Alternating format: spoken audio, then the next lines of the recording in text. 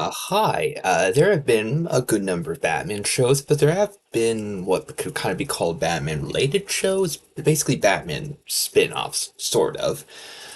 Basically shows that take place in the Batman franchise, but they don't actually have Batman as the star, and there actually have been a fair number of them.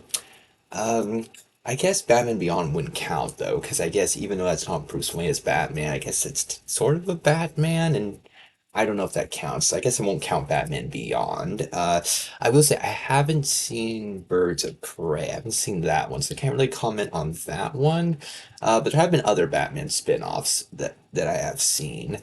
Whether or not Gotham counts as one is interesting, because Bruce Wayne is one of the main characters. However, really, he's not Batman yet, and Jim Gordon is really the closest thing they have to a main character. So I guess Gotham could kind of count as a spin-off show. And as a spin-off show, a series that kind of focused on characters that aren't Batman, it was a show I was really concerned about. A show where Bruce Wayne's not Batman yet, and Gordon's the main character. What? Like Gordon can be a good character, but he can also just be that character that turns on the bat signal and just kind of there for exposition stuff. It's like not really. And I have gotten more respect for Gordon. He is one of the most important supporting characters in the Batman franchise. We're up there with Alfred, but that seemed like a kind of non-choice for a main character, and so it being kind of a show detective thing, I just didn't know if it would be good. It seemed kind of counterintuitive, but Gotham was a pleasant surprise.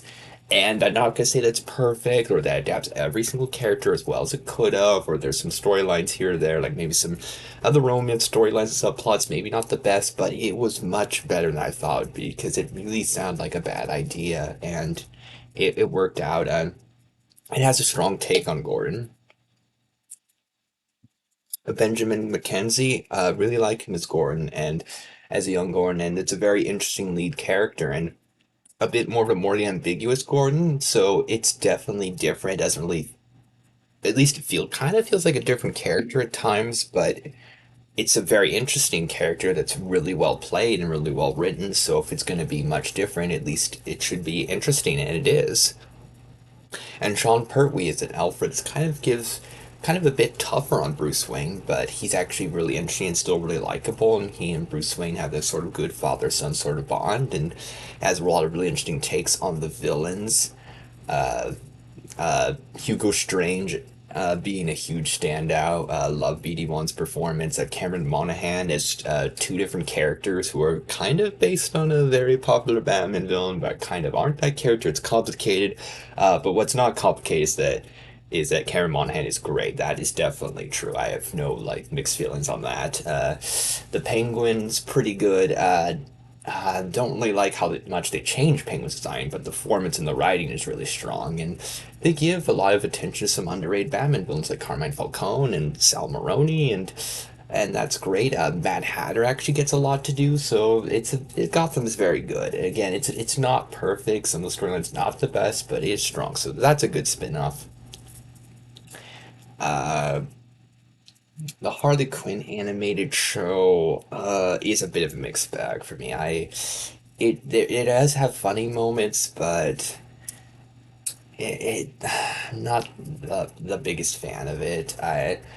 It does hurt that a lot of the characters that it focuses on aren't the best. Their take on Harley Quinn, um, it's not the best. It's kind of hard because it's kind of this weird morality thing where Harley Quinn is treated badly by the Joker, so we feel sorry for her for that, but she's still trying to be a villain, still trying to do bad things, so it's still hard to really root for her, really care what happened. Well, I mean, care that we want her to get away from the Joker, but still, like, it's still hard to really care about her and her goals, and she's still trying to do bad things, and a lot of her, like, Poison Ivy's cool, but a lot of her sidekick friends are annoying. That doctor guy, he's really annoying, and I don't really like Clayface that much, and yes, and the shark, and just and I think they're Poison Ivy is like a talking plant, and they're just all kind of annoying. But like Joker and Kite Man, and Batman, a lot of the more side characters are fun, but I don't really know. I don't know if that's enough. Like, if you want some kind of amusing adult humor, it's very adult. Then maybe it's not. I'm not a huge fan of it. I'm also not the biggest fan of Batwoman. Now, I don't hate the show as much as other people. In fact, I don't hate the show. In fact, for a while, I was kind of liking the show. I thought it has a really interesting main villain. What they do with Alice, sort of a villainous version of Alice, like how Batman fights a villainous version of the Hatter, and she's really good and has a really tragic backstory and it's just a really interesting character and the complicated dynamic between her and Batwoman. That stuff's interesting. The rest of the show, it just really isn't. The other characters and the way they adapt them it isn't really good. I feel like Batwoman's father isn't really as likable as he usually is.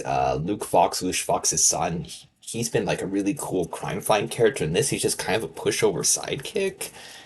It felt like kind of a waste of a good character to and a lot of the storylines of Batwoman, other than the stuff with her sister, which is interesting, and that is one of the biggest things of the show, but I don't know if that's enough to carry it. And then they got rid of that Batwoman, got a new Batwoman.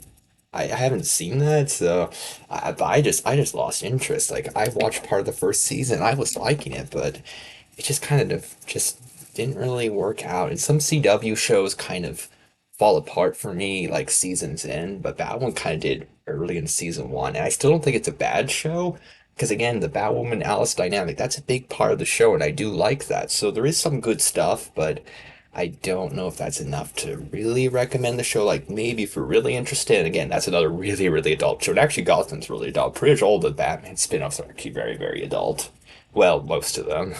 Yeah, so kind of mixed on Batwoman, like Harley Quinn. Pennyworth was a show that I was expecting to be super boring, but not because I don't like Alfred. Alfred is one of the greatest supporting characters in old comics, arguably Batman's most important supporting character. His father figure, the one person that would never leave him. He's really important. I cannot deny that, but a show about him before he even met Batman, where he's just a spy. I'm like, well, this is just like a generic. It's gonna sound like a generic spy show, and I decided like I'll give it a chance, and I actually did like it. I thought it as a Batman adaptation.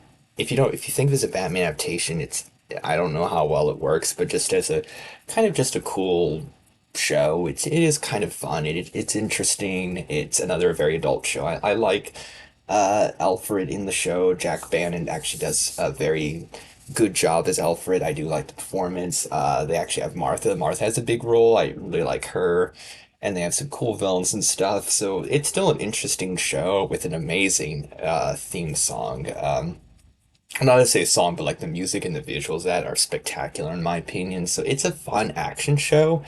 It's it's not necessarily a great Batman adaptation, but as a show itself, I really like it. So if you're into like spy stuff and just want a cool action show, it's good.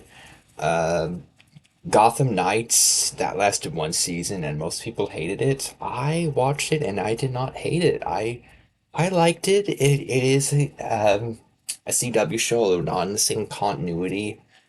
Some of the writing, some of the choices, maybe not my favorite, but I didn't think it was a bad show. I really like what they did with Harvey Dent, and I thought they had a really interesting take on him. I like seeing Stephanie Brown in live action, and I like what they did with her.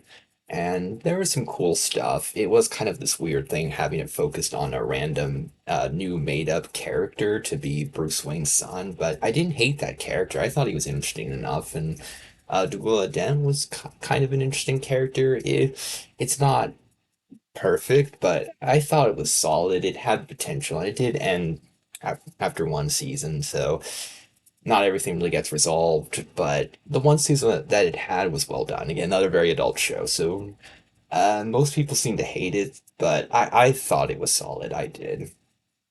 And then I guess the one big Batman spin-off that actually is for kids is Bat Wheels, focusing on the vehicles of Batman's heroes fighting the vehicles of Batman's villains, and they all talk. It's cool when the actual human characters show up. The vehicle characters just aren't very interesting to me, with the one exception. They had one that is based off the 60s Batmobile, and what they do there is pretty great, and I love that episode because they kind of Well, they used old dialogue of Adam West from the animated films. I think Return of the Cape Crusaders and Batman vs Two Face, and they used that for the Batmobile car, and it was actually kind of amazing.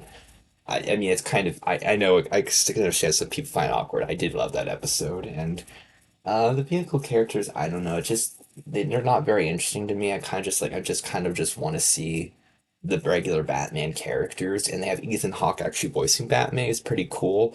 It's just the new vehicle characters, this they're just kind of meant to be like the other Batman, they're like the Batman heroes and villains, but they're not them. So it's like I would just rather watch the Batman heroes and villains, the regular cast. But it's a fine show. It's harmless. It's fine and it's appropriate for kids, and it's still a decent show. I definitely don't dislike it. I really do like the animation. I just again just wish it was focused more on the on Batman and stuff. But so yeah, some of the Batman spin-offs they aren't necessarily like the best, but there's some good ones. I think Gotham and Pennyworth, those are the really strong ones and are really worth checking out. Again, for adults, really, all of them except for Bat Wheels are for adults. But those are just my thoughts. I know a lot of people probably disagree, and that's okay. But those are just my thoughts on the Batman spin-offs.